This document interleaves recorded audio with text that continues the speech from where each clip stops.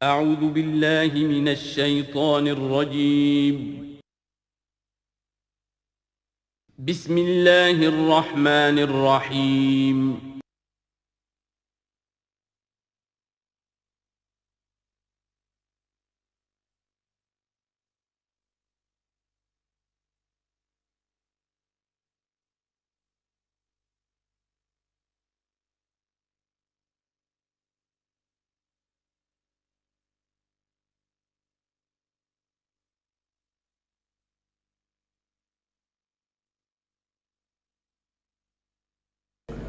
نحمده ونصلي على رسوله الكريم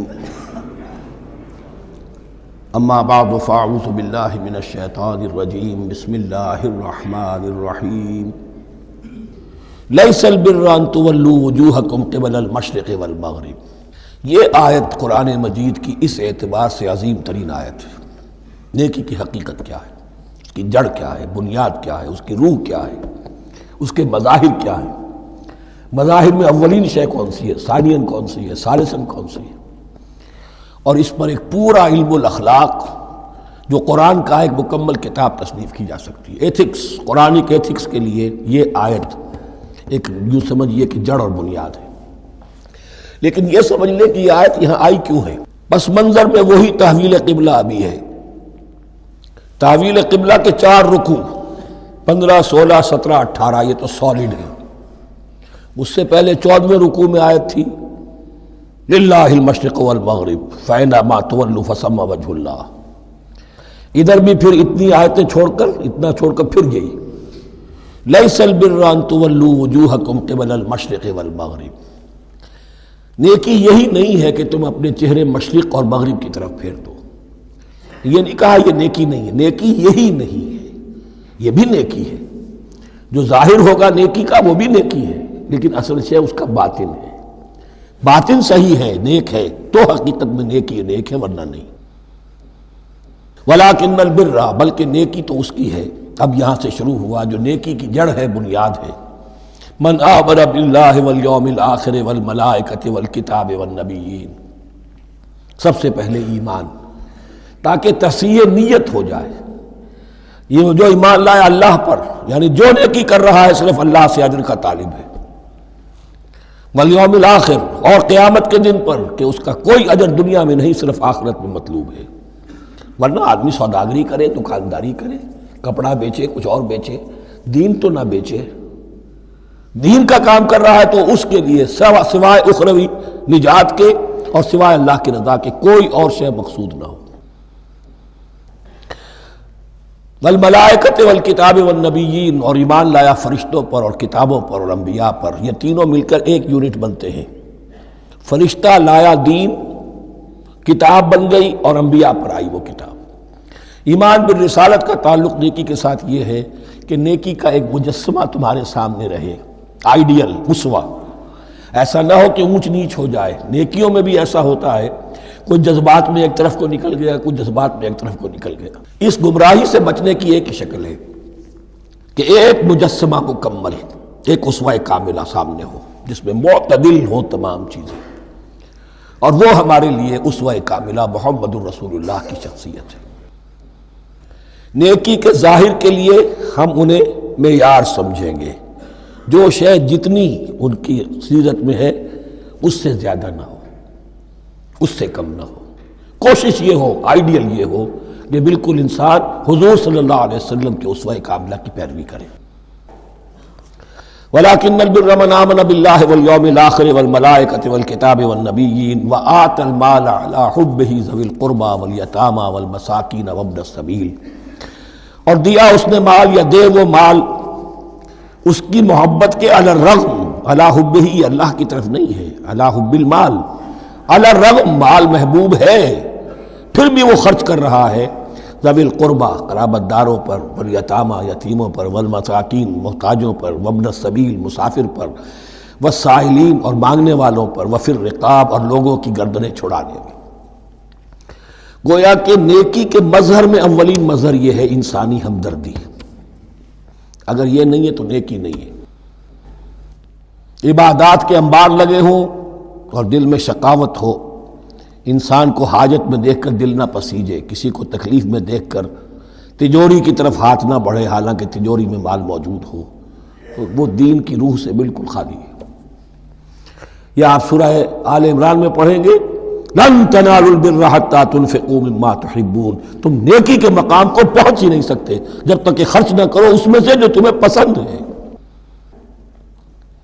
جس سے طبیعت گھبرا گئی، اکتا گئی، کپڑے میں جو بوسیدہ ہو گئے وہ دے دیے، حاتم طائی کی قبر کو لات مار دی، وہ نہیں، جو شے پسند ہے اگر اس میں سے نہیں دیتے تو نیکی کو پہنچ بھی نہیں سکتے، تمہیں ہوا بھی نہیں لگے گی۔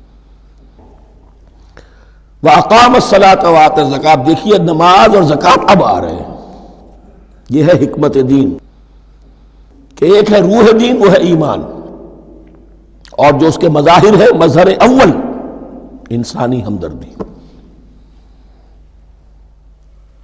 نمبر دو ہے پھر نماز اور زکوٰۃ، اور یہاں زکوٰۃ کو علیحدہ ذکر کیا ہے، اور اس آیت کا حضور نے حوالہ دیا ان فی المال لحق سوى الزکاۃ۔ دیکھو کچھ لوگوں نے سمجھا بس ہم نے زکوٰۃ نکال دی تو حق ادا ہو گیا پورا، بڑی بے وقوفی ہے۔ مال میں حق ہے زکوٰۃ کے سوا بھی، اور اب آپ نے یہ آیت پڑھی، دیکھو اس آیت میں کیا ہے، زکوٰۃ کا تذکرہ بعد میں ہو رہا ہے، وَآتَ الْمَالَ عَلَىٰ حُبِّهِ ذَوِي الْقُرْبَىٰ وَالْيَتَامَىٰ وَالْمَسَاكِينَ وَابْنَ السَّبِيلِ وَالسَّائِلِينَ وَفِي الرِّقَابِ وَأَقَامَ الصَّلَاةَ وَآتَى الزَّكَاةَ۔ اس کی کیا حکمت ہے کہ ایمان کو تر و تازہ رکھنے کے لیے نماز ہے، اقم الصلاۃ لذکری، اور انسانی ہمدردی میں مال خرچ کرنے کے جذبے کو پروان چڑھانے کے لیے، برقرار رکھنے کے لیے زکوٰۃ ہے۔ اتنا تو دو نا کم سے کم، بوتل کا منہ تو کھلے، کارک تو نکلے اس کا۔ اگر بوتل کا کارک نکل جائے گا تو شاید اس میں سے کچھ شربت اور بھی نکل آئے، تو زکوٰۃ ہے تو کارک کے مانند 2.5% ہے، کیا ہے، لیکن یہ کہ اس سے پھر کچھ اور بھی نکلے گا۔ جو زکوٰۃ بھی نہیں دیتا اس نے کیا کرنا۔ وَالْمُوفُونَ بِعَهْدِهِمْ إِذَا عَاهَدُوا، اور وہ کہ جو اپنے عہد کو پورا کرنے والے ہیں جب کوئی عہد کر لیں۔ سب سے بڑا عہد اللہ سے کیا، لَسْتُ بِرَبِّكُمْ قَالُوا بَلَىٰ، پھر عہد شریعت کا ہے کہ جو ہم نے کیا اللہ کے ساتھ، پھر آپس میں جو بھی معاہدے ہو جائیں، اور معاملات انسانی سارے کے سارے معاہدات کی شکل میں۔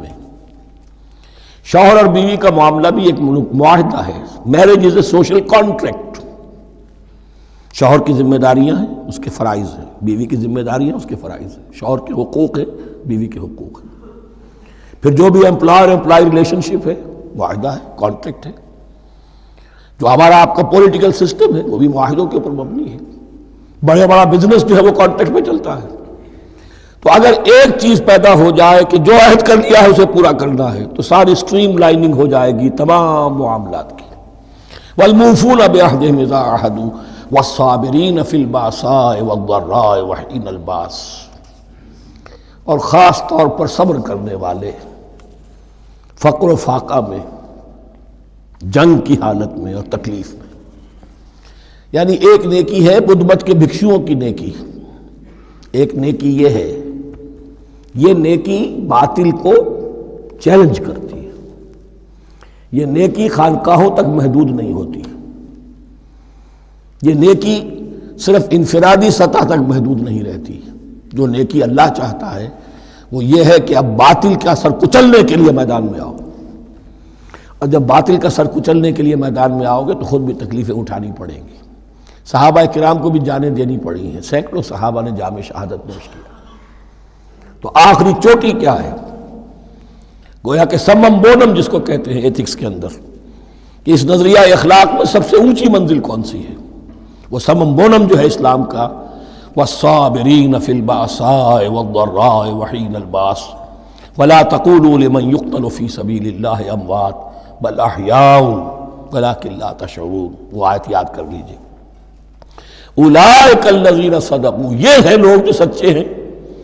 دعوت و نیکوکاری کا بہت سو ہے، یہ ہیں وہ لوگ کہ جو سچے ہیں۔ وَأُولَٰئِكَ هُمُ الْمُتَّقُونَ، اور یہی حقیقت میں متقی ہیں۔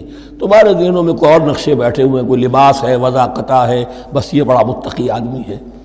تقویٰ اس کا نام ہے، یعنی یہ پوری انسانی شخصیت کا ایک ہیولہ ہے، ایک پوری انسانیت کا ایک فرد کا نقشہ کھینچ دیا گیا کیریکٹر کا، اس کے اندر روح ایمان اور خارج میں اس ترتیب کے ساتھ دین کی یہ تقاضے اور نیکی کے یہ مظاہر موجود ہیں۔ اللہم ربنا اجعلنا منہم، اللہم ربنا اجعلنا منہم۔ اب اس کے بعد کچھ وہی جو معاملات انسانی ہیں اس پر اب بحث، جیسا کہ میں نے کہا تھا کہ ایک لڑی ہے شریعت کی، معاملات کی۔ یہ تو بڑے بڑے پھول جو تھے آیت الآیات اور آیت البر، یا ایھا الذین آمنوا کتب علیکم القصاص فی القتلی، اہل ایمان تم پر لازم کر دیا گیا ہے مقتولوں کا بدلہ لینا۔ قتلہ قتیل کی جمع بھی ہے اور مقتول سے یہ مصدر بھی ہو سکتا ہے کہ تمہارے لیے یعنی اس معاملے میں سہل انگاری صحیح نہیں ہے۔ انسانی تمدن کی جڑ کٹتی ہے جب کسی معاشرے کے اندر انسان کا خون بہانا عام ہو جائے، تمدن کی جڑ کٹ جائے گی۔ تو قصاص تم پر واجب ہے۔ یا ایھا الذین آمنوا کتب علیکم القصاص فی القتلی الحر بالحر والعبد بالعبد والانثى بالانثى۔ ایک آزاد کی جگہ آزاد ہی قتل کیا جائے گا۔ آزاد میں قتل کیا ہے تو ظاہر بات ہے وہ آزاد ہی اس کی جگہ قتل ہوگا۔ یہ نہیں وہ کہے میرا غلام لے جاؤ، میرے 2 غلام لے لو، نہیں۔ والعبد بالعبد، اور عبد کی جگہ عبد ہی ہوگا، جس نے قتل کیا وہی قتل کیا جائے گا۔ والانثى بالانثى، اور اگر قتل کرنے والی عورت ہے تو وہ عورت ہی قتل ہوگی۔ اس میں چونکہ وہاں بہت سے رواج مختلف تھے، بہت سے معیار بھی مختلف تھے۔ اگر اوسی خزرجی کو قتل کر دے تو 1/3 خون بہا، 3 گنا خون بہا، اور خزرجی اوسی کو قتل کرے تو 1/3 خون بہا، یہ ان کا قانون تھا۔ اسی طرح یہ کہ آزاد میں اور غلام میں فرق تھا، لیکن ہماری شریعت میں اگرچہ یہ طویل بڑا مضمون ہے اور اس میں کافی فقہا کے اقوال ہیں مختلف، لیکن امام ابو حنیفہ رحمۃ اللہ علیہ کا قول یہی ہے کہ تمام مسلمان آپس میں کفو ہیں، برابر ہیں، لہذا یہاں کوئی فرق نہیں کیا جائے گا قتل کے مقدمات میں۔ فمن عفی لہ من اخیہ شیء فاتباع بالمعروف واداء الیہ باحسان، پھر جس کو معاف کر دیا جائے کوئی شے اس کے بھائی کی جانب سے، یعنی جو مقتول ہے اس کے ورثاء اگر کہتے صاحب ہم اس کی جان بخشنے کو تیار ہیں، چاہے وہ خون بہا لے لیں یا ویسے ہی معاف کر دیں، تو جو بھی کچھ خون بہا طے ہوا ہو اداء الیہ باحسان فاتباع بالمعروف، تو اس کی پیروی کی جائے معروف طریقے پر اور ادائی کی جائے خوبصورتی کے ساتھ۔ ذالک تخفیف من ربکم ورحمہ، یہ تمہارے رب کی طرف سے تخفیف ہے، آسانی کی ہے اور رحمت ہے، اور اس کی رحمت ہونا بہت واضح ہے۔ اگر یہ شکل نہ ہو تو پھر قتل در قتل کا سلسلہ جو ہے وہ جاری رہتا ہے، لیکن اگر یہ ہو گیا کہ قاتل کو لا کے سامنے کھڑا کر دیا، لو بھائی اب تمہارے ہاتھ میں اس کی جان ہے، چاہو تو یہ قتل کر دیا جائے گا، چاہو احسان کرنا چاہو بخشنا چاہو ویسے ہی بخش دو، چاہو تو خون بہا لے لو۔ اس سے کیا ہوگا کہ وہ دشمنیوں کا جو دائرہ ہے وہ پھر سمٹ جاتا ہے، بڑھتا نہیں۔ اس میں بڑی رحمت ہے اللہ کی طرف سے۔ قانون جو ہے اسلام میں قتل کا، اس میں مدعی ریاست نہیں ہوتی۔ آج کل ہمارے ہاں غلطی یہ ہے، مدعی ریاست بن جاتی ہے۔ یہ مدعی ہوتا ہے یہاں پر جو بھی مقتول کے ورثاء ہیں، اور کسی کو صدر کو کیا، صدر کے باپ کو بھی اختیار نہیں ہے کہ کسی قاتل کو معاف کر دے۔ قاتل کو معاف کرنے کا جو اختیار ہے وہ صرف مقتول کے ورثاء کو ہے، کوئی صدر نہیں کر سکتا۔ ہمارے دستور میں ہے، پوری شرح پوری شق موجود ہے۔ فمن اعتدی بعد ذلک فلہ عذاب علیم، اور جو اس کے بعد بھی حد سے تجاوز کرے گا تو اس کے لیے دردناک اور بہت بڑا عذاب ہوگا۔ وَلَكُمْ فِي الْقِصَاصِ حَيَاةٌ يَا أُولِي الْأَلْبَابِ لَعَلَّكُمْ تَتَّقُونَ، اور اے ہوش مندو قصاص میں زندگی ہے تمہارے لیے۔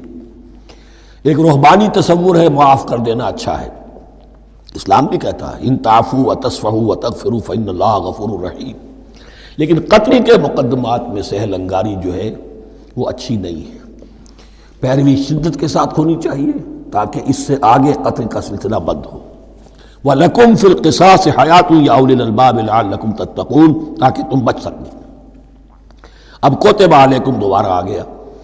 یہ کوتبہ کے لفظ کو سمجھ لیجئے، جہاں بھی کوئی شے فرض کی جائے گی، لازم کی جائے گی، وہ کوتبہ ہے۔ اسی لیے شریعت کے لیے قرآن مجید میں جو لفظ ہے الکتاب، الکتاب اس معنی میں کہ اس میں شریعت خداوندی پوری کی پوری موجود ہے۔ کوتبہ علیکم، کوتبہ علیکم اذا حضر احدکم الموت ان ترک خیرا الوصیۃ للوالدین والاقربین بالمعروف، تم پر واجب کر دیا گیا، فرض کر دیا گیا، جب تم میں سے کسی کی موت کا وقت آ جائے، اگر وہ کوئی خیر مال چھوڑ رہا ہو، دولت چھوڑ رہا ہو، تو اس کے لیے فرض کر دیا گیا وصیت کرنا اپنے والدین کے حق میں اور رشتہ داروں کے حق میں انصاف کے ساتھ۔ ابھی چونکہ قانون وراثت نازل نہیں ہوا تھا، یہ ابتدائی قدم اٹھایا گیا۔ وہاں ہوتا یہ تھا جو آج بھی ہندوؤں میں ہوتا ہے، جو مر گیا اس کی ساری جائیداد کا مالک جو ہے بڑا بیٹا، چھوٹے بیٹے بھی نہیں، نہ بیٹیاں نہ بیوی، کچھ نہیں، تو سارا کا سارا مال جو ہڑپ کر جاتے تھے، کسی کو کچھ نہیں۔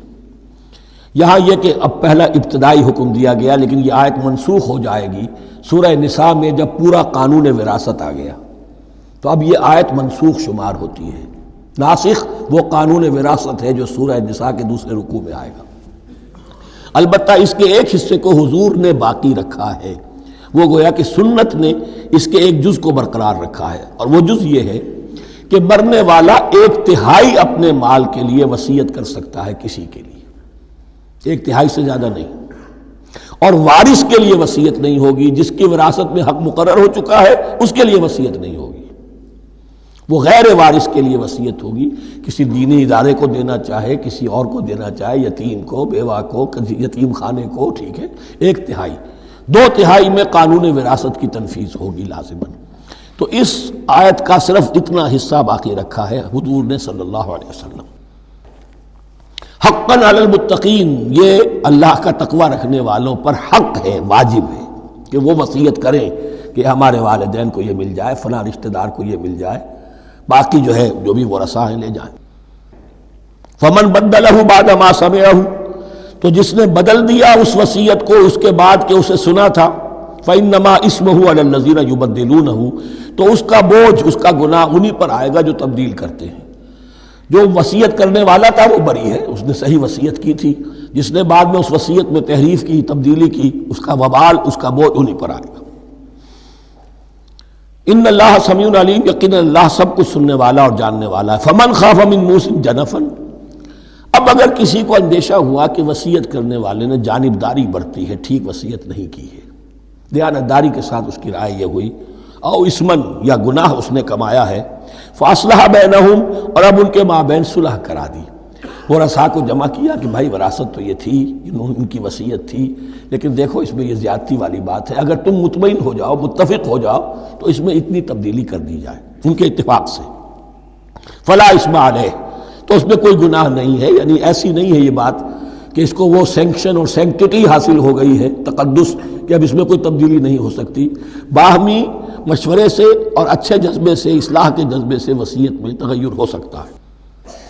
ان اللہ غفور الرحیم، یقیناً اللہ تعالی بخشنے والا ہے، رحم فرمانے والا۔ اب لڑی آ گئی دوسری عبادت والی، عبادت میں صوم۔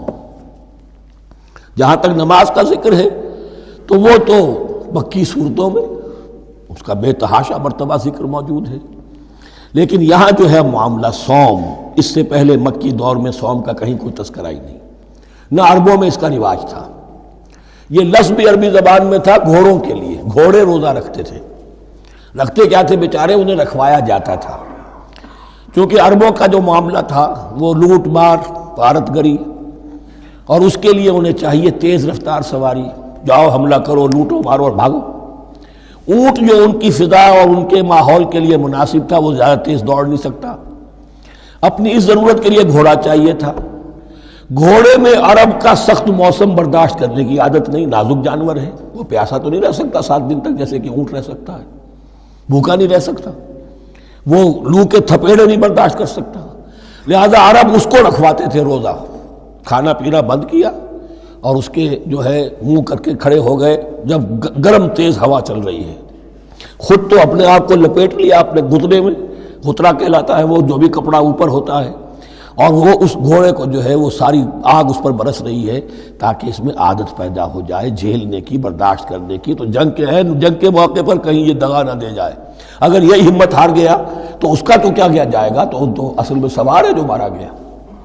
یہ روزہ ان کے ہاتھ تھا، لیکن جب حضور آئے مدینے میں تو یہاں یہود میں روزے کا رواج تھا، وہ ایک تو عاشورہ کا روزہ رکھتے تھے، اس لیے کہ وہ تاریخ تھی جس میں کہ نجات ملی تھی بنی اسرائیل کو فرعونیوں سے۔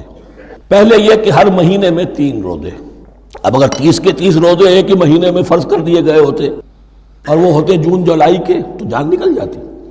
بہترین تدبیر یہ کی گئی ہر مہینے میں، اور یہ موسم سارے آ رہے ہیں اس میں۔ پھر کچھ عرصے کے بعد یہ رمضان کا روزہ فرض کیا گیا۔ پہلا جو روزہ تھا 3 دن کا، اس میں یہ بھی تھی اجازت کہ جو اگر مسافر نہیں ہے، بیمار بھی نہیں ہے، طاقت رکھتا ہے روزہ رکھنے کی، پھر بھی روزہ نہ رکھے تو اس کا فدیہ یہ ہے کہ 1 مسکین کو کھانا کھلائے۔ علی الاطلاق تھا یہ۔ جب رمضان کے روزے کی فرضیت ہو گئی تو اب یہ فدیہ نہیں ہے، البتہ حضور نے اس کو باقی رکھا ایسے شخص کے لیے جو بہت بوڑھا ہے، یا کوئی خاتون بہت بوڑھی ہے برداشت نہیں کر سکتی، یا کوئی بیمار ہے، کسی سخت ایسی بیماری میں ہے کہ روزہ اس کے لیے جان کے لیے ہلاکت کا اندیشہ ہو سکتا ہے، اس کے لیے فدیہ برقرار رکھا۔ عام طور پر صحت مند شخص جو مسافر بھی نہ ہو اس کے لیے یہ رعایت ختم ہو گئی۔ یہ ہے ان آیات کی تعبیر جس پر میں پہنچا ہوں، اور بہت عرصے بہت پہلے پہنچ گیا تھا، لیکن چونکہ اکثر مفسرین نے یہ بات نہیں لکھی ہے تو میں جھجکتا رہا، لیکن بعد میں مجھے معلوم ہوا کہ مولانا انور شاہ کاشمیری رحمۃ اللہ علیہ کی رائے یہی ہے، تو مجھے اعتماد ہو گیا۔ اور پھر مجھے اس کا ذکر جو ہے یہ تفسیر کبیر میں امام راضی کے ہاں بھی مل گیا کہ متقدمین کے ہاں یہ رائے موجود تھی کہ پہلی 2 آیتیں جو ہیں اس روزے سے متعلق یہ رمضان کے روزے سے متعلق نہیں ہیں، بلکہ وہ 3 ہر مہینے کی 13، 14 اور 15 ایام 20 کے روزے حضور نے بعد بھی رکھے ہیں نفلاً، لیکن شروع میں یہ 3 روزے رکھنے کا حکم دیا گیا تھا۔ پہلی 2 آیتیں اس 6 آیتوں پر مشتمل رکوع، اور یہ ایک عجیب مقام ہے۔ قرآن مجید کے احکام بہت دفعہ ہے، نماز کے احکام قرآن میں بہت دفعہ ہیں، کہیں وضو کا ہے، کہیں تیمم کا ہے، کہیں اور نماز خوف کا ہے، مختلف جگہوں پر، لیکن صوم کی عبادت پر یہ 6 آیات کامل ہیں، مکمل ہیں، اس کی حکمت، اس کی غرض و غایت، اس کے احکام سب کے سب اس میں آ گئے۔ اب پہلی 2 آیتیں کون سی ہیں؟ یا ایھا الذین آمنوا کتب علیکم الصیام کما کتب علی الذین من قبلکم لعلکم تتقون، اے ایمان والو تم پر بھی فرض کیا گیا روزہ رکھنا جیسے کہ فرض کیا گیا تھا تم سے پہلوں پر، تاکہ تمہارے اندر تقویٰ پیدا ہو جائے۔ وہ جنگ کے لیے کرواتے تھے گھوڑوں کو تیار، تمہیں تقویٰ کے لیے اپنے آپ کو تیار کرنا ہے، بھوک کو قابو میں رکھ سکو، شہوت کو قابو میں رکھ سکو، پیاس کو برداشت کر سکو۔ اللہ کی راہ میں جنگ کے لیے تمہیں نکلنا ہوگا، اس میں بھوک بھی آئے گی، پیاس بھی آئے گی، اپنے آپ کو تیار کرو جہاد کے لیے۔ اور یہ بات واضح ہو جائے گی، اگلے رکوع سے قتال کی بحث شروع ہو جائے گی۔ روزے کی یہ گفتگو ہو رہی ہے تمہیداً قتال کے لیے، جیسے گھوڑوں کو تیار کیا جاتا تھا، صوم رکھوایا جاتا تھا قتال کے لیے۔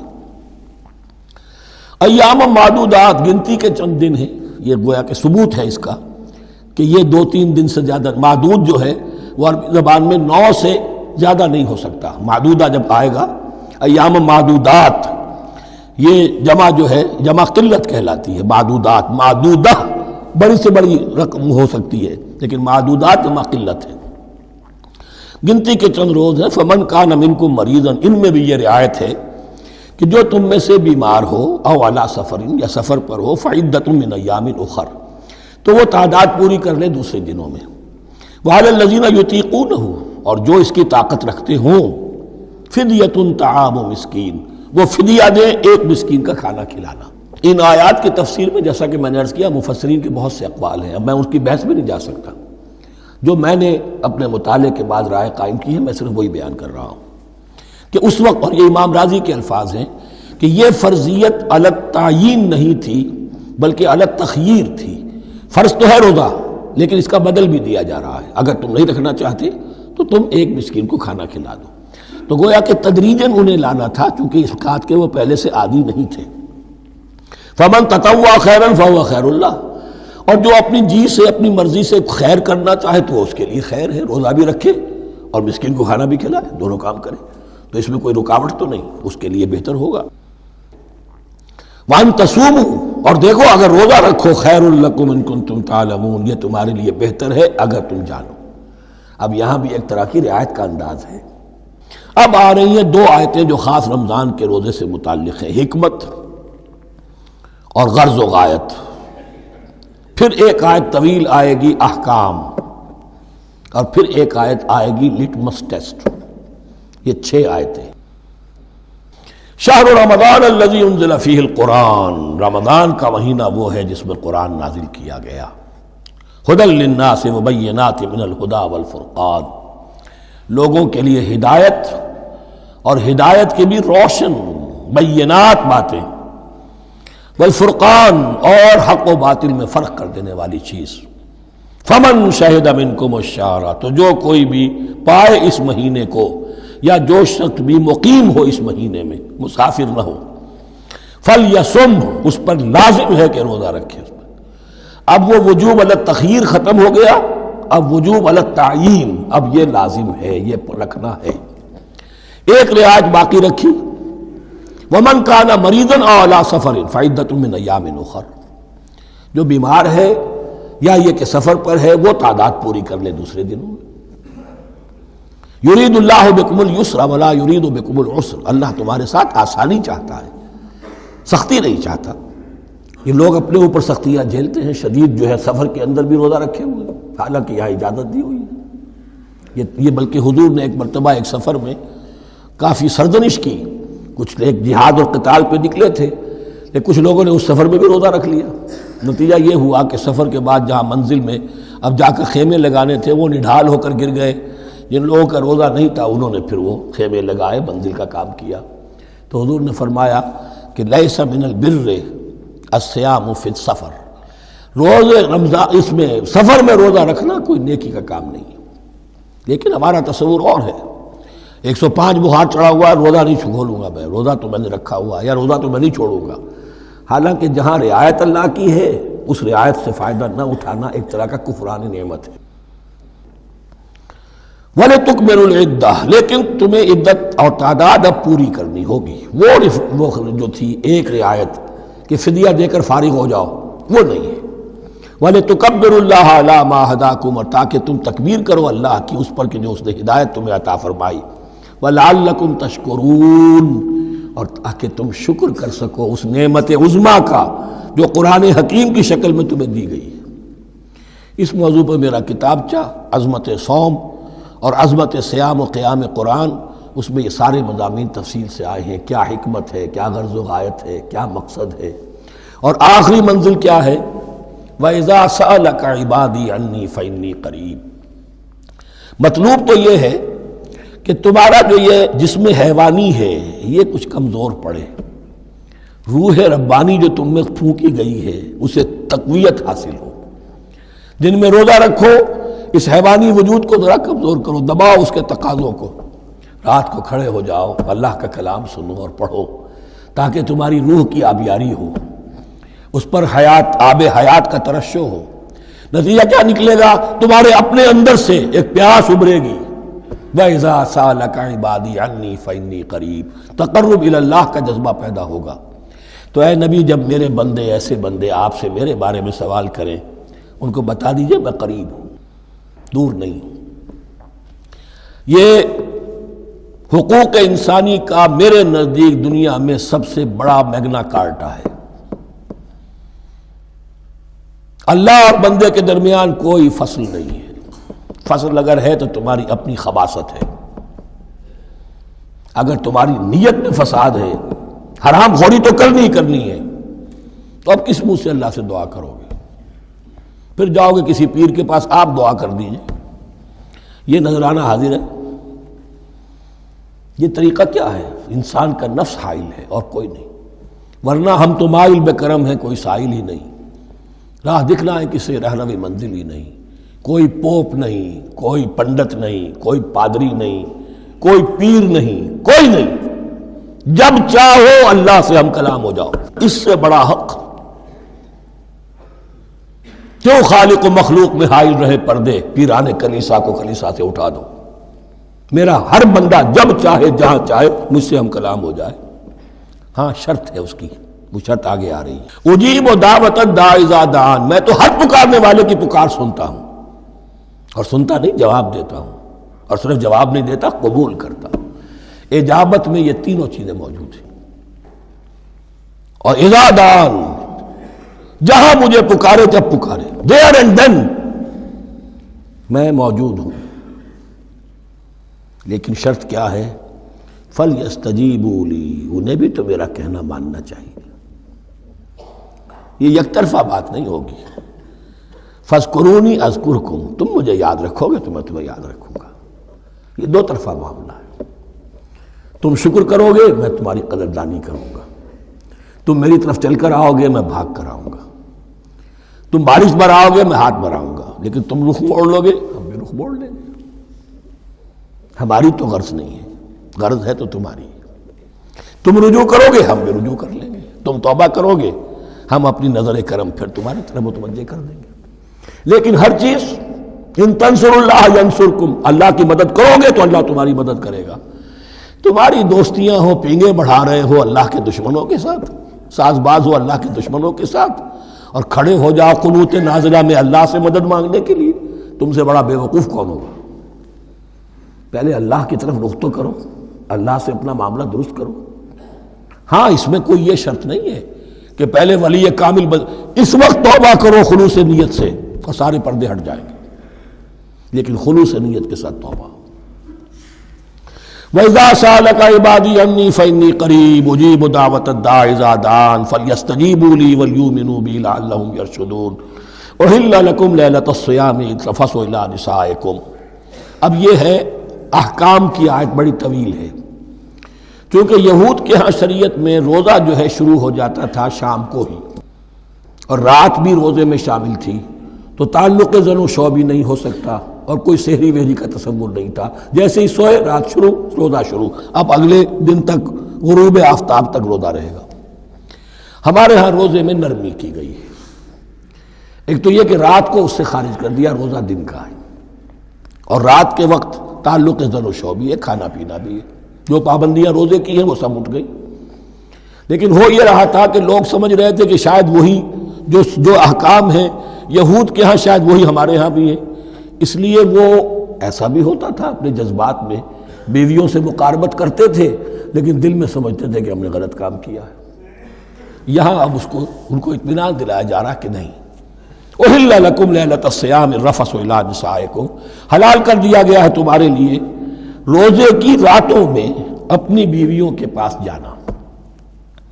ہن لباس لکم وانتم لباس لہن، وہ پوشاک ہے تمہارے لیے، تم پوشاک ہو ان کے لیے۔ بڑا بلیغ کنایا ہے یہ، جیسے لباس میں اور جسم میں کوئی پردہ نہیں ہے، لباس ہی تو پردہ ہے نا، لباس میں اور جسم میں تو کوئی پردہ نہیں، ایسے ہی بیوی میں اور شوہر میں کوئی پردہ نہیں۔ ہن لباس لکم وانتم لباس لہن۔ ویسے بھی انسان کے اخلاق کی حفاظت کرنے والی، مرد کے اخلاق کی حفاظت کرنے والی بیوی ہے، بیوی کے اخلاق کی حفاظت کرنے والا مرد ہے۔ میں وہ مجھے اقبال کا شعر یاد آ رہا تھا، تعلیم نئی ہو کہ پرانی، نسوانیت زن کا نگہباں ہے فقط مرد، نہ پردہ نہ تعلیم نئی ہو کہ پرانی، نسوانیت زن کا نگہباں ہے فقط مرد۔ بہرحال ایک دونوں کے لیے وہ ایک ضرورت بھی ہے، ان کی پردہ پوشی بھی کرتے ہیں ایک دوسرے کی، اور اس طریقے سے لباس کی جو ہے اس میں کنایا کیا گیا۔ علم اللہ انکم کنتم تختانون انفسکم، اللہ کے علم میں ہے کہ تم اپنے آپ کے ساتھ خیانت کر رہے تھے، ایک کام کر رہے تھے جو گناہ نہیں ہے، لیکن تم سمجھتے تھے گناہ ہے، تو اپنے آپ سے خیانت ہو گئی کہ نہیں؟ اصلاً وہ گناہ نہیں تھا لیکن تمہارے علم میں نہیں تھا، لیکن تم یہ سمجھتے ہوئے بھی کہ یہ ممنوع ہے اس کا ارتکاب کر رہے تھے۔ علم اللہ انکم کنتم تختانون انفسکم فتاب علیکم، تو اللہ نے تم پر نظر رحمت فرمائی، وعفا عنکم، اور بخش دیا، معاف کر دیا، جو بھی خطائیں ہو گئی ہیں وہ سب کے سب معاف سمجھو۔ فالآن باشروہن، اب ان کے ساتھ جو بھی تعلق زن و شے ہے وہ قائم کرو، وابتغوا ما کتب اللہ لکم، اور تلاش کرو، حاصل کرو جو کچھ اللہ نے تمہارے لیے لکھ دیا ہے۔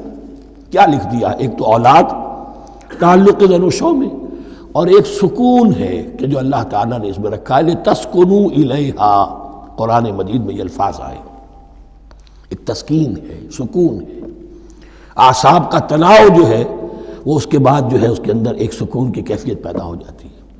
اور یہی اس میں حکمت ہے کہ حضور اپنے ہر سفر میں ہم ایک زوجہ محترمہ کو ضرور ساتھ رکھتے تھے، اس لیے کہ قائد کو، سپہ سالار کو کسی وقت بڑی ایسی یعنی پریشان کن صورتحال میں فیصلے کرنے پڑتے ہیں، جذبات پر دباؤ ہوتا ہے اور اعصاب پر دباؤ ہوتا ہے، تو ساتھ اگر کوئی اہلیہ بھی موجود ہو تو اس میں، اور اس کے بہترین مواقع سیرت میں آئے ہیں، وہ پھر کسی وقت میں بیان کروں گا۔ وابتغوا ما كتب الله لكم وكلوا واشربوا حتى يتبين لكم الخيط الابيض من الخيط الاسود من الفجر، اور کھاؤ اور پیو یہاں تک کہ واضح ہو جائے تمہارے لیے سفید دھاری فجر کی سیاہ دھاری سے، یعنی یہ پاؤ پھٹنے کے لیے استعارہ ہے کہ جب سفیدہ نمایاں ہوتا ہے ایک لکیر کی طرح، پاؤ پھٹ گئی، اس وقت تک کھانے پینے کی چھوٹ ہے، سحری جو ہے آپ کر سکتے ہیں، بلکہ کلو واشربو، کھاؤ اور پیو، اور اس کی حدیث میں تاکید آئی ہے، اور یہ بھی فرمایا ہمارے اور یہود کے روزے کے مابین سحری جو ہے وہ فرق ہے، تسحروا فإن فی السحور برکہ، سحری ضرور کیا کرو اس لیے کہ سحری میں برکت ہے۔ ثم اتموا الصیام الی اللیل، پھر رات تک روزے کو پورا کرو۔ اب رات تک میں اکثر فقہا کے نزدیک غروب آفتاب مراد ہے، اہل تشیع اس سے ذرا آگے جاتے ہیں کہ رات کا لفظ آیا ہے تو ذرا اور غروب آفتاب پر چند منٹ گزر جائے، لیکن ہمارے اہل سنت کے ہاں غروب آفتاب جو ہے وہی گویا کہ یہ اس کی غایت ہے۔ وَلَا تُبَاشِرُوهُنَّ وَأَنْتُمْ عَاكِفُونَ فِي الْمَسَاجِدِ، لیکن یہ رعایت جو تمہیں دی جا رہی ہے اس میں ایک استثناء ہے، جب تم معتکف ہو مسجدوں میں تو پھر اپنی بیویوں سے کوئی تعلق قائم نہ کرو۔ وَلَا تُبَاشِرُوهُنَّ، مت ان سے مباشرت کرو، وَأَنْتُمْ عَاكِفُونَ فِي الْمَسَاجِدِ، جبکہ تم مسجدوں میں اعتکاف میں ہو، آخری عشرے میں جو اعتکاف ہوتا ہے۔ تِلْكَ حُدُودُ اللَّهِ فَلَا تَقْرَبُوهَا، یہ اللہ کی حدود ہے، ان کے قریب مت جاؤ۔ بعض جگہ پر آتا ہے فَلَا تَعْتَدُوهَا، ان حدود کو عبور نہ کرو، ان سے تجاوز نہ کرو۔ تو حرام تو یہی شے ہوگی کہ حدود سے تجاوز کیا جائے، لیکن احتیاط اس میں ہے to keep at a safe distance, ذرا دور رہو، آخری حد تک چلے جاؤ گے تو اندیشہ ہے کہ کہیں اس حد کو کراس نہ کر جاؤ۔ فَلَا تَقْرَبُوهَا، اللہ کے حدود سے ذرا ایک سیف ڈسٹینس کے اوپر رہنا ضروری ہے۔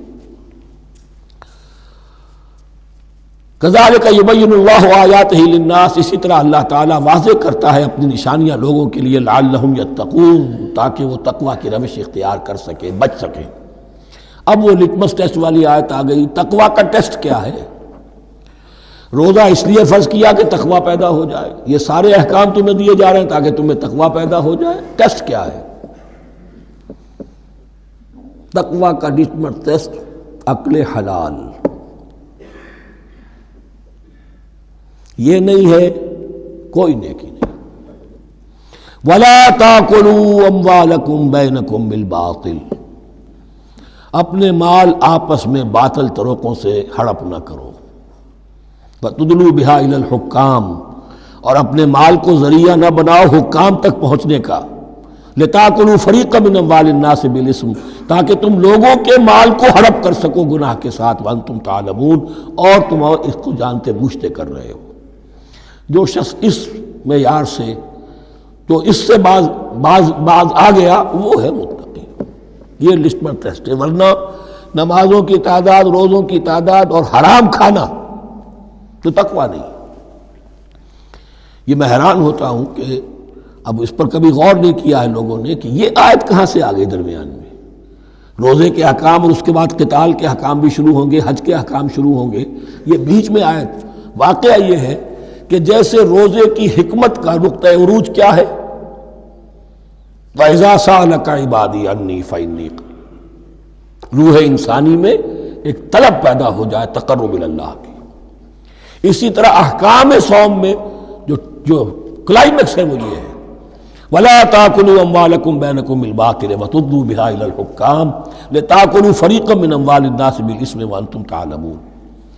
يَسْأَلُونَكَ عَنِ الْحَيِّ اللَّهِ، اے نبی آپ سے پوچھ رہے ہیں چاند کی گھٹتی بڑھتی صورتوں کے بارے میں۔ قُلْ هِيَ مَوَاقِيتُ لِلنَّاسِ وَالْحَجِّ، کہہ دیجئے یہ لوگوں کے لیے ایک اوقات کا تعین ہے، کیلنڈر ہے، اور حج کے لیے۔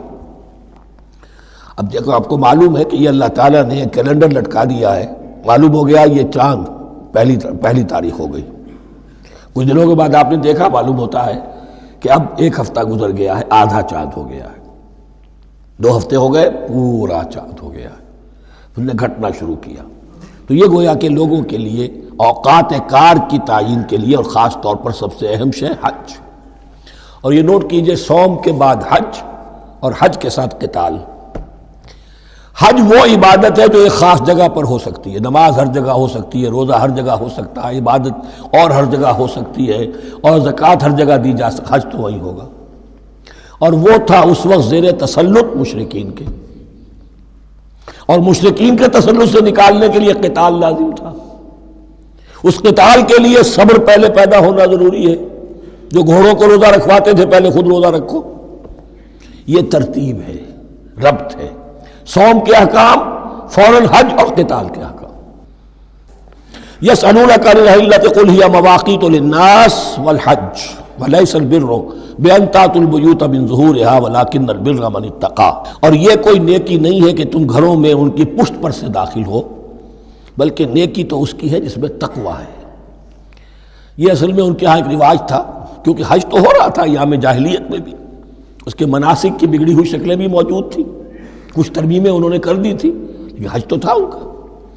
وہ یہ کرتے تھے جب گھر سے مکے سے نکل گئے احرام باندھ کر، اب اگر کسی ضرورت سے گھر واپس جانا پڑ گیا تو سمجھتے تھے کہ احرام باندھ کر نکل آئے ہیں، اب دروازے سے تو نہیں جا سکتے، گھسیں گے کہیں پیچھے سے کہیں اوپر سے پھاند کر دیوار آئیں گے، اور اسے سمجھتے تھے بڑا تقویٰ ہے۔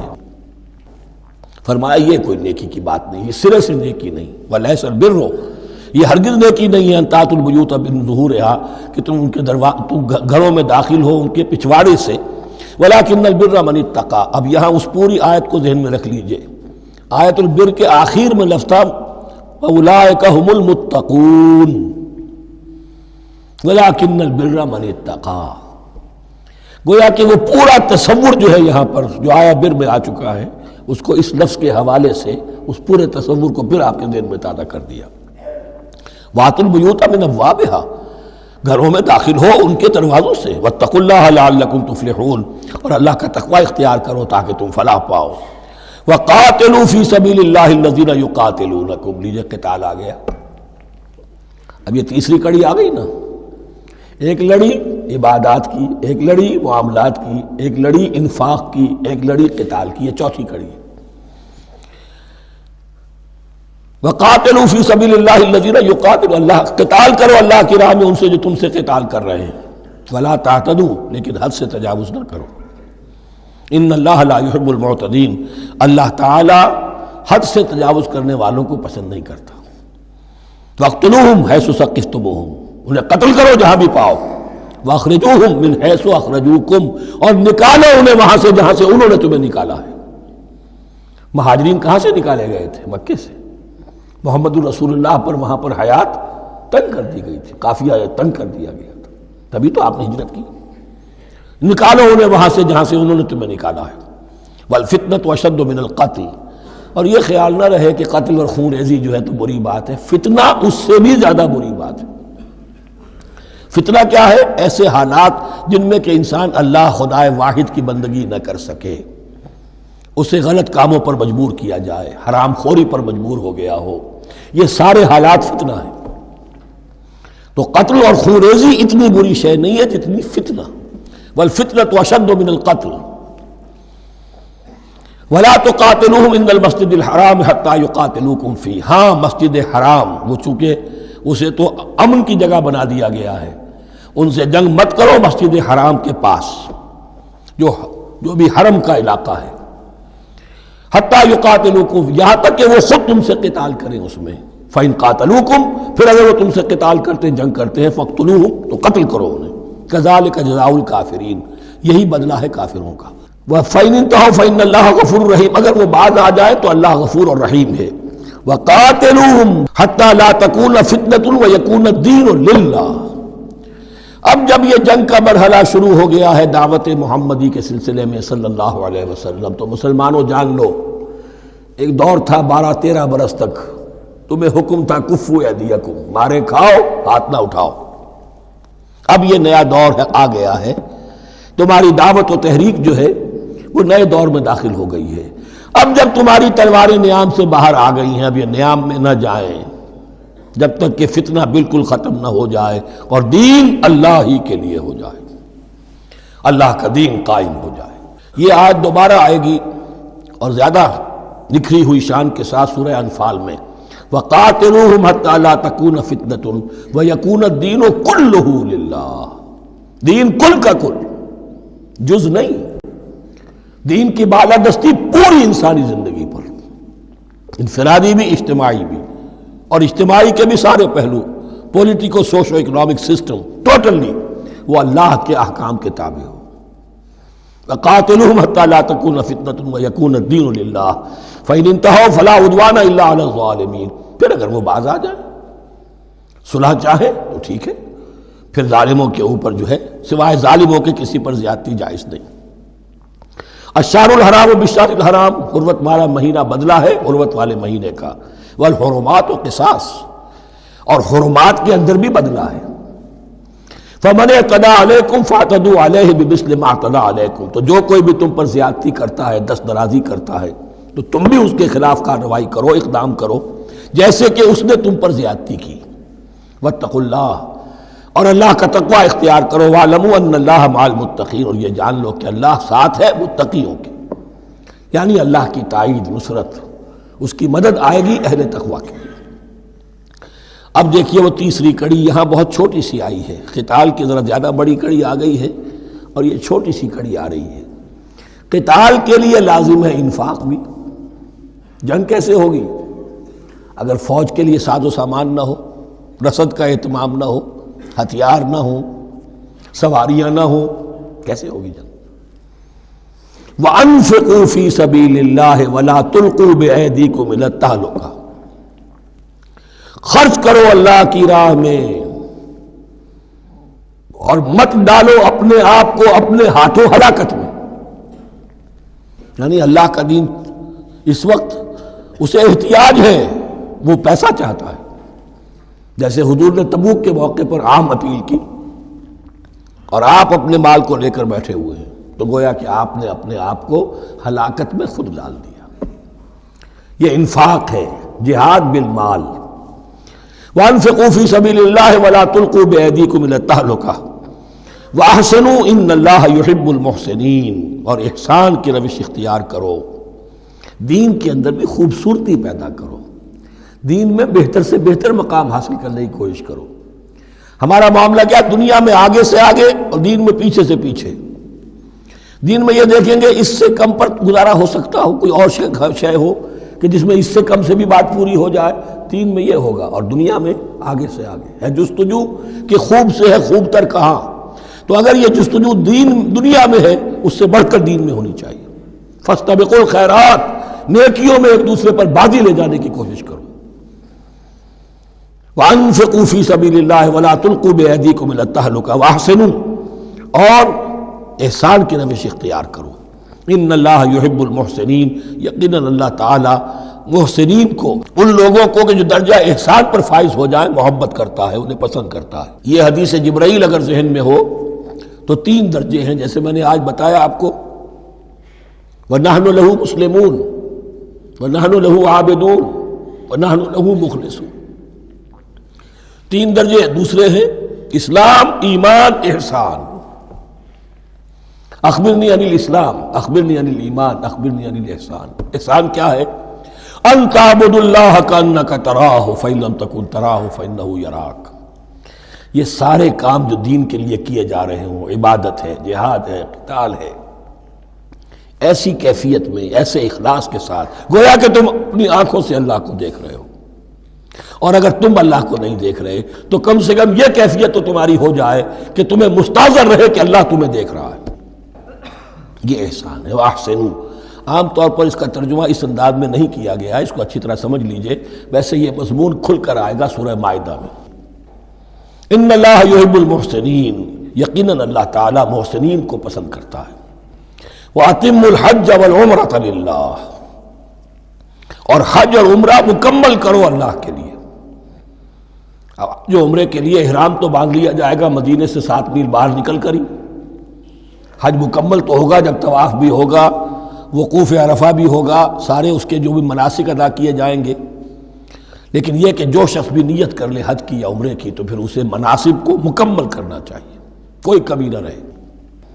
فَإِنْ أُحْصِرْتُمْ، اگر تمہیں گھیر لیا جائے، روک دیا جائے، جیسے کہ سن 6 میں ہو گیا، صلح حدیبیہ کرنی پڑی، مشرکین مکہ اڑ گئے، نہیں داخل ہونے دیں گے. اگر تمہارا گھیراؤ ہو جائے فمستیسر من الہدی، تو جو بھی تم قربانی پیش کر سکو پیش کر دو۔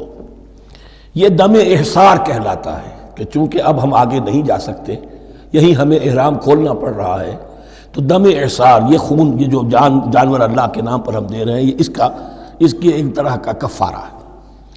وَلَا تَحْلِقُوا رُؤُوسَكُمْ حَتَّى يَبْلُغَ الْهَدْيُ مَحِلَّهُ، اور اپنے سر اس وقت تک نہ مونڈو جب تک کہ وہ ہدی کا جانور جو ہے وہ محل تک، یعنی جو بیت الماء جہاں پر جا کر ذبح ہونا ہے وہاں پہنچ نہ جائے۔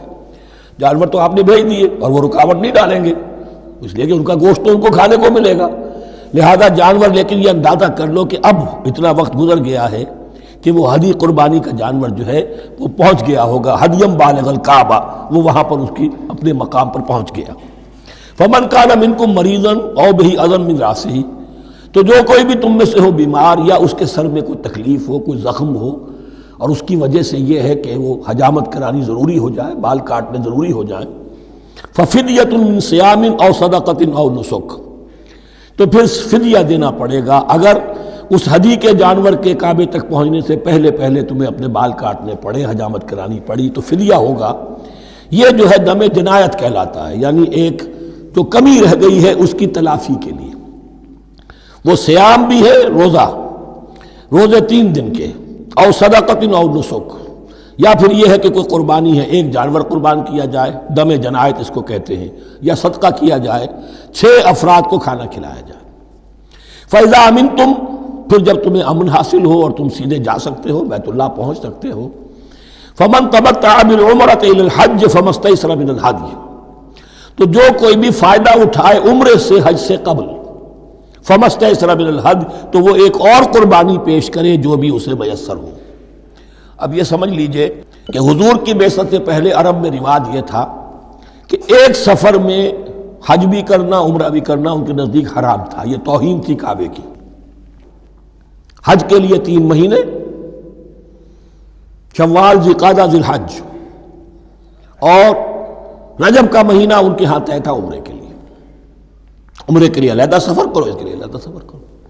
لیکن شریعت محمدی میں جو آسانیاں کی گئی ہیں وہ یہ ہیں کہ ایک شخص، اور چونکہ اس ملت کو پھیلنا تھا بہت طویل علاقے پر، لوگوں کے لیے سفر آسان تو نہیں تھا، تو آپ ایسا کر سکتے ہیں کہ آپ جائیں اور عمرہ بھی کر لیں، حج بھی کر لیں۔ ایک شکل یہ ہے کہ عمرہ کیا، احرام کھول دیا، اور پھر حج کا وقت آیا 8ویں ذی الحج کو، تو پھر احرام باندھا، وہ حج کا احرام ہو گیا، اسے کہتے ہیں تمتع۔ ایک یہ ہے کہ حج کے لیے احرام باندھا تھا، جاتے ہی عمرہ بھی کر لیا لیکن احرام کھولا نہیں، اسی احرام میں جاری رکھ کر اسے، اور اسی میں حج بھی کر لیا، یہ قران کہلاتا ہے، جمع کر دیا ایک ہی احرام میں عمرے کو بھی اور حج کو بھی۔ ایک افراد کہلاتا ہے، بس ایک کے لیے صرف حج کا معاملہ ہو شروع سے۔ تو یہاں تمتع کی جو ہمیں اجازت دی گئی ہے اس کے لیے، جسے دم شکر کہتے ہیں حضرت امام ابو حنیفہ، یہ شکرانہ ہے کہ ہم ایک قربانی دیں۔ لیکن امام شافعی کے نزدیک یہ بھی دم جنایت ہے، یہ بھی جبر ہے، چنانچہ امام ابو حنیفہ کے نزدیک یہ قربانی جو دی جاتی ہے اس کا گوشت قربانی دینے والا بھی کھا سکتا ہے 1/3 کے درجے میں، لیکن امام شافعی کے نزدیک نہیں، یہ ایک صدقے کے اور اس کے دم جنایت کے قریب کی شے ہے، اس کا گوشت جو ہے قربانی دینے والا خود نہیں کھا سکتا۔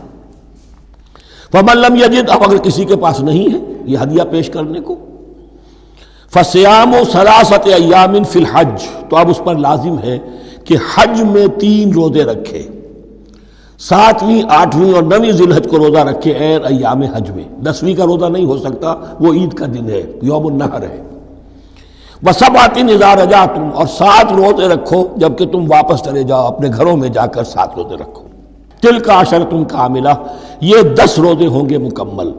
ذَلِكَ لِمَن لَّمْ يَكُنْ أَهْلُهُ حَاضِرِ الْمَسْجِدِ الْحَرَامِ، لیکن یہ رعایت کہ حج اور عمرہ ایک ہی سفر میں کر لیا جائے اور ایک ہی احرام میں کر لیا جائے، یا 2 احراموں میں کیا جائے، یا یہ کہ ان دونوں کو جمع کرنے کی شکل جو ہے، یہ ایک رعایت ہے کن کے لیے؟ ذالک لمن لم یکن اہلہ حاضر المسجد الحرام، جس کے اہل و عیال مسجد حرام کے قریب نہیں رہتے، دور سے آ رہے ہیں، تو ظاہر بات ہے کہ ان کے لیے رعایت ہوگی۔ واتقوا اللہ، اللہ کا تقوی اختیار کرو، وعلموا، اور جان لو، ان اللہ شدید العقاب، یقیناً اللہ تعالیٰ سزا دینے میں بھی بہت سخت ہے۔ بارک اللہ لی ولکم فی القرآن العظیم ونفعنی وإیاکم بالآیات